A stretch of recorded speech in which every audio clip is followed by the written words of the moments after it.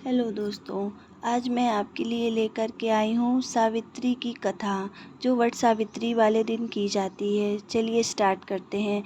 भद्र देश के एक राजा थे जिनका नाम अश्वपति था। भद्र देश के राजा अश्वपति की कोई संतान न थी। उन्होंने संतान प्राप्ति के लिए मंत्रोच्चारण के साथ प्रतिदिन 1,00,000 आहुतियाँ दी थी। 18 वर्ष तक यह कार्यक्रम जारी रहा। इसके बाद सावित्री देवी ने प्रकट होकर वर दिया कि हे राजन, तुझे एक तेजस्वी कन्या पैदा होगी। सावित्री देवी की कृपा से जन्म लेने के कारण कन्या का नाम सावित्री रखा गया। कन्या बड़ी होकर बेहद रूपवान योग्य वर न मिलने की वजह से सावित्री के पिता दुखी थे। उन्होंने कन्या को स्वयं वर तलाशने भेजा। सावित्री तपोवन में भटकने लगी। वहाँ साल्व देश के राजा घुत्मसेन रहते थे, क्योंकि उनका राज्य किसी ने छीन लिया था। उनके पुत्र सत्यवान को देखकर सावित्री ने पति के रूप में उनका वरण किया। ऋषिराज नारद को जब यह बात पता चली तो वह राजा अश्वपति के पास पहुँचे और कहा, हे राजन, यह क्या कर रहे हैं आप? सत्यवान गुणवान है, धर्मात्मा है और बलवान भी है, पर उसकी आयु बहुत छोटी है। वह अल्पायु है। 1 वर्ष के बाद उसकी मृत्यु हो जाएगी। ऋषिराज नारद की बात सुनकर राजा अश्वपति घोर चिंता में डूब गए। सावित्री ने उनसे कारण पूछा तो राजा ने कहा, पुत्री, तुमसे जिस राजकुमार को अपने वर के रूप में चुना है वह अल्पायु है। तुम्हें किसी और को अपना जीवन साथी बनाना चाहिए। इस पर सावित्री ने कहा, पिताजी, आर्य कन्याएं अपने पति को एक बार ही वरण करती हैं।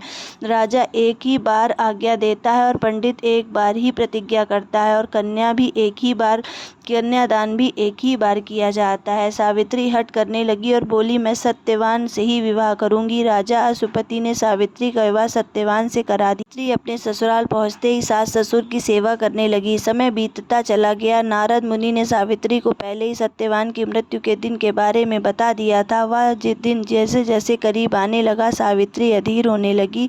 उन्होंने 3 दिन पहले ही उपवास शुरू कर दिया। नारद मुनि द्वारा कथित निश्चित तिथि पर पितरों का पूजन किया। हर दिन की तरह सत्यवान उस दिन भी लकड़ियां काटने जंगल को चले गए। साथ में सावित्री भी चली गई। जंगल में पहुंचकर सत्यवान लकड़ी काटने के लिए एक पेड़ पर चढ़ गए। तभी उसके सिर में तेज दर्द होने लगा। दर्द से व्याकुल सत्यवान पेड़ के नीचे उतर गए। सावित्री अपना भविष्य समझ गई। सत्यवान के सिर को गोद में रखकर सावित्री सत्यवान को सिर हिलाने लगी। तभी वहां यमराज आते दिखे। यमराज अपने साथ सत्यवान को ले जाने लगे। सावित्री भी उनको पीछे पीछे चल पड़ी। यमराज ने सावित्री को समझाने की कोशिश की कि यह विधि का विधान है, लेकिन सावित्री नहीं मानी। सावित्री की निष्ठा और पति परायणता को देखकर यमराज ने सावित्री से कहा कि हे देवी, तुम धन्य हो, तुम मुझसे कोई भी वरदान मांगो। सावित्री ने कहा, मेरे सास ससुर वनवासी और अंधे हैं, उन्हें आप दिव्य ज्योति प्रदान करें। यमराज ने ऐसा ही किया और बोला, आप जाओ, अब लौट जाओ। लेकिन सावित्री अपने पति सत्यवान के पीछे चलती रही। यमराज ने कहा, देवी, तुम वापस जाओ। सावित्री ने कहा, भगवान, मुझे अपने पति देव के पीछे पीछे चलने में कोई परेशानी नहीं है। पत्नी के पीछे चलना मेरा कर्तव्य है। यह सुनकर उन्होंने फिर से उसे एक और वर मांगने को कहा। सावित्री बोली, हमारे ससुर का राज्य छिन गया, उसे पुनः वापस दिला दें। यमराज ने कहा, सावित्री को यह वरदान भी दे दिया और कहा, अब तुम लौट जाओ। लेकिन सावित्री को पीछे पीछे चलती रही। यमराज ने सावित्री को तीसरा वरदान मांगने का। इस पर सावित्री ने 100 संतानों और 1 सौभाग्य का वरदान मांगा। यमराज ने इसका वरदान सावित्री को दे दिया। सावित्री ने यमराज से कहा, प्रभु, मैं एक पतिव्रता पत्नी हूँ और आपने मुझे पुत्रवती होने का आशीर्वाद दिया है। यह सुनकर यमराज को सत्यवान के प्राण छोड़ने पड़े। यमराज अंतर्ध्यान हो गए और सावित्री उसी वट वृक्ष के पास आई जहाँ उसके पति मृत शरीर पड़ा था। सत्यवान जीवित हो गया और दोनों खुशी से अपने राज्य की ओर चल पड़े। दोनों जब घर पहुँचते ही देखा, माता पिता को दिव्य ज्योति प्रदान हो गई।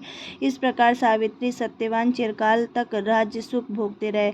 अतः पतिव्रता सावित्री के अनुरूप प्रथम अपने सास ससुर का उचित पूजन करने के साथ ही अन्य विधियों को आरंभ करें। वट सावित्री व्रत करने से और कथा को सुनने से उपासक के वैवाहिक जीवन और जीवन साथी की आयु पर किसी प्रकार का कोई संकट आया भी हो तो वो टल जाता है।